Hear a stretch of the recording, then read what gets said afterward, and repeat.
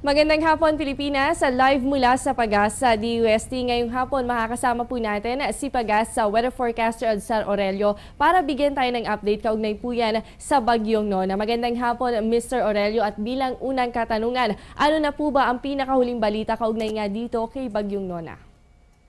Magandang hapon sa inyo lahat. Ang Bagyong Nona ay nanatili pa rin sa lakas na hangin na umaabot sa 140 km per hour, samantalang ang gustiness ay umaabot sa 170 km per hour.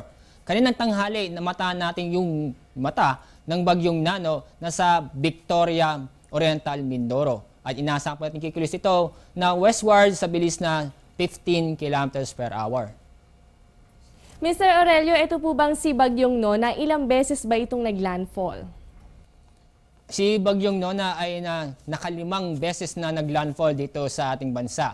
At kahapon ay naglandfall siya. Unang landfall ay sa bandang Batak Island, Northern Samar. Pangalawang landfall ay sa bandang Bulusan, Sorsogon. Pangatlo, ito sa Burias Island. At kaninang umaga, around 5:30, ay naglandfall ulit sa Baton Island, Romblon. Ang pinakahuling landfall, ito sa Pinamalayan Oriental, Mindoro, kaninang 10:30 ng umaga. At ngayon, base nga po dito sa may severe weather bulletin, nananatili bilang isang typhoon. Ito nga si Bagyong Nona. Ibig sabihin ba nito nadagdagan pa yung mga lugar na nasa ilalim ng public storm warning signals? Habang ito'y kumikilos na papunta sa banda nanatili pa rin sa bandang Mindoro Provinces itong mata ng Bagyong Nona, ay inaasahan natin na mabawasan ang mga lugar na maapektuhan ng bagyo. Nakataas po ang public storm warning signal number 3 sa mga lugar kung saan makakaranas ng masungit na panahon at posibilidad magkaroon ng storm surge o yung biglang malalaking alon dulot ng Bagyong Nona kung saan aabot hanggang 2 meters. Ang mga lugar nito ay Kalameyang Group of Islands, Oriental Mindoro, Occidental Mindoro at Lubang Island. Public storm warning signal number 2 naman kung saan makakaranas pa rin ng masungit na panahon at may posibilidad ng storm surge. Ang mga lugar nito ang Marinduque, Romblon at Batangas. Public storm warning signal number 1 naman ay nakataas kung saan makakaranas ng pag-ulan at pagbugso ng hangin. Dito sa Metro Manila, Bataan, Bulacan, Cavite, Laguna, Rizal, Quezon, Burias Island, Northern Palawan, Cuyo Island, Aklan at Antique. At kasama nga sa mga areas under signal number 1, ito nga Metro Manila. So kailan po ba gaganda ang panahon dito sa atin?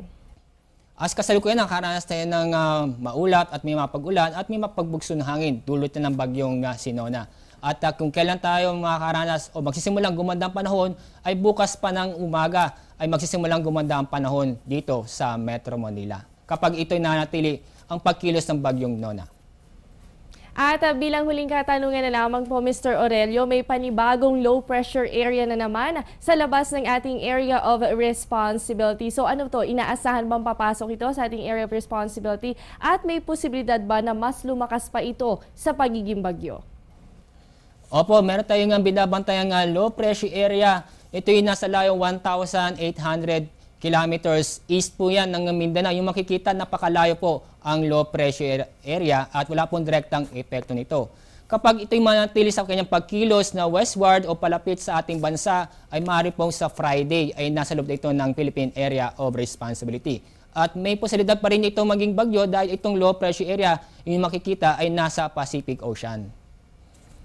So yan, narinig natin mula kay Mr. Aurelio na sa paglabas nito nga si Bagyong Nona, panibagong sama ng panahon naman ang posible pong makaapekto sa ating bansa. Kaya sabay-sabay natin yung bantayan na kasama ang Pag-asa. Huwag po kayong alis, magbabalik pa ang Panahon TV matapos ang isang paalala. Air 21 introduces a new way of rewarding. The Air 21 Purple Rewards for consignees. Recipients will earn points upon receiving a package.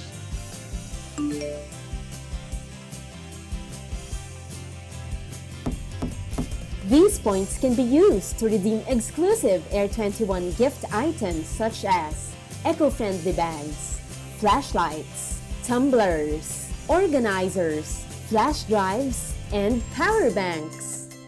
The Air 21 Purple Rewards. Thrilled with surprises! Yan muna ang latest mula sa Pag-asa DUST. Manatiling nakatutok sa Panahon TV kung saan walang pinipiling panahon ang pagbibigay impormasyon. Ako po inyong nakasama ang inyong weather body Jessie Basco. Magandang hapon sa inyong lahat.